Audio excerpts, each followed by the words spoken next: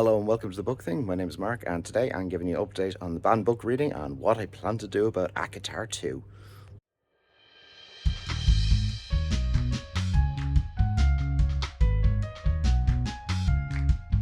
So as you can see, it's a pretty snowy morning here in North Wales. I was planning on going up the mountain to do this, but I kind of wussed out. It wasn't so much climbing the mountain as the possibility of getting stuck in the car going up the Clwyd Hills that put me off. So as promised, here's a bit of an update on the banned book reading I've been doing this month. First up, I finished the Absolutely True Diary of a Part-Time Indian by Sherman Alexei, and I have to say I highly recommend it to anyone. It is this really quite harsh and gritty story about a young Indian boy who makes the decision to go to school outside his reservation in a local town where he will be the only non-white student in the whole place, and by a country mile the very poorest student in the whole place. And it's about how hard it is for him to fit in there, but also how ostracized he is by his own community. And that sounds brutal, but it's actually really funny. It's just got this level of wit and pathos, and it's written from the perspective of a 14-year-old boy, which is probably why it is something that people want to ban, because it uses language that 14-year-old boys would use. And he does things like talking about masturbation, and you have to ban that sort of thing because, God, you absolutely do not want 14-year-old boys to know about masturbation. Hate to break it to you, they already know. So anyway, it is funny, it is really heartbreakingly sad at points. It is a fantastic book. I gave it 4.5 stars, loved it, and would highly recommend it to anyone. And it is suitable for youngsters. There is just a bit of spicy language in there, but you know, they've probably heard that sort of thing already. So I read the Absolutely True Diary of a Part-Time Indian as part of the reading of the I'm With the Band book club. This is a group of booktubers who are just going through a series of books that have been banned in US schools and reading a brand new one every single month. The first one we read was A Court of Thorns and Roses. That was fun. The second one we read was Oryx and Crake by Margaret Atwood, which is fantastic. And this one was the third. Next month, for December, the plan is to read A Court of Mist and Fury, the second in the ACOTAR series. And I posed a question a wee while ago asking, should I read that, given the fact that I had made it fairly clear I didn't intend to read any more of those books. And I asked for your feedback on that, and I got it. And the feedback I got was a resounding, read whatever the you want.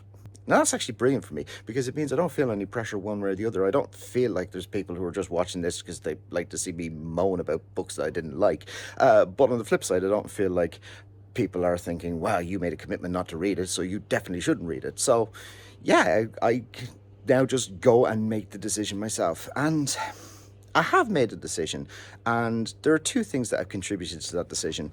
One is the book club is trying to step up what we're doing around drawing attention to the fact that books are banned so frequently in US schools. As part of this, many of the people involved in it are taking part in the 24 in 24 challenge, where they're reading 24 books that have been banned in US schools in 2024.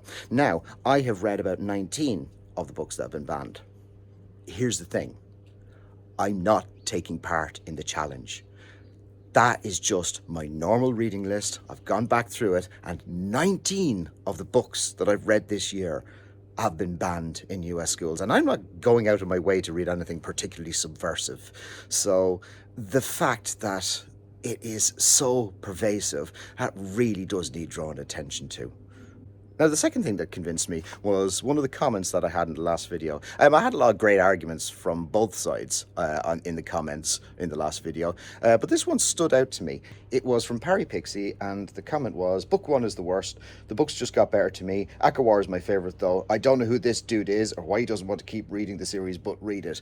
I kind of love the who the fuck even is this guy energy in that comment, I'm not gonna lie.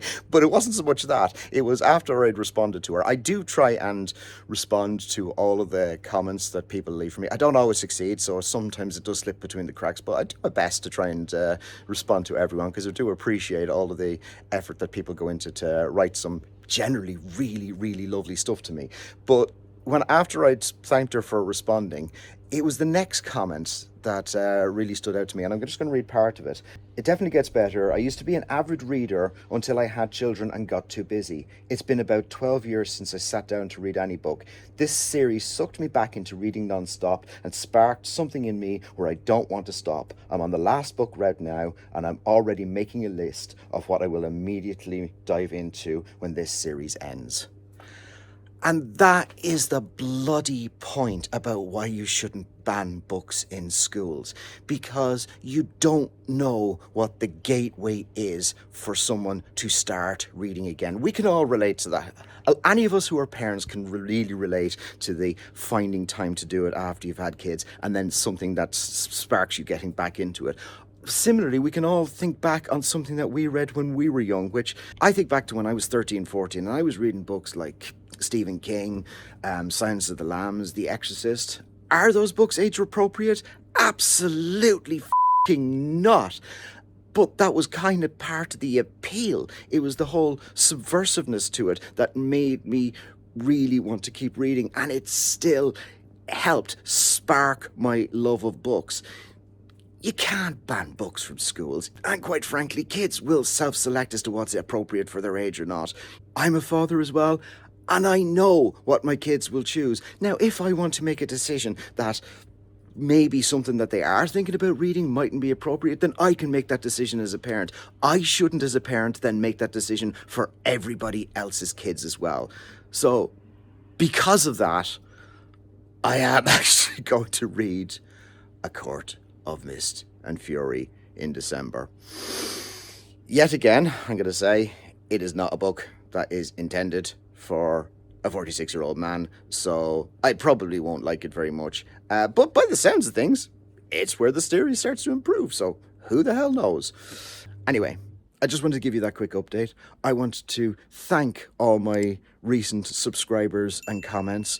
It has really kept me going. Apologies that there's no Discworld video this week, or much else this week, I'm afraid. Unfortunately, I wasn't really able to do it. Well, not unfortunately for me, because I was in Ireland for a wedding, and I couldn't really do any videos because I would have had to sober up a bit too much, but I got a little bit of scenery of the beautiful west coast of Ireland, and I'll put some of that into the video as well. Welcome to County Clare in the west coast of Ireland. Over there you can see the famous Cliffs of Moher. If we go that way, you get to the Aran Islands, and then next stop after that it's Manhattan. In the meantime, thank you so much for watching. I really appreciate it, and take care.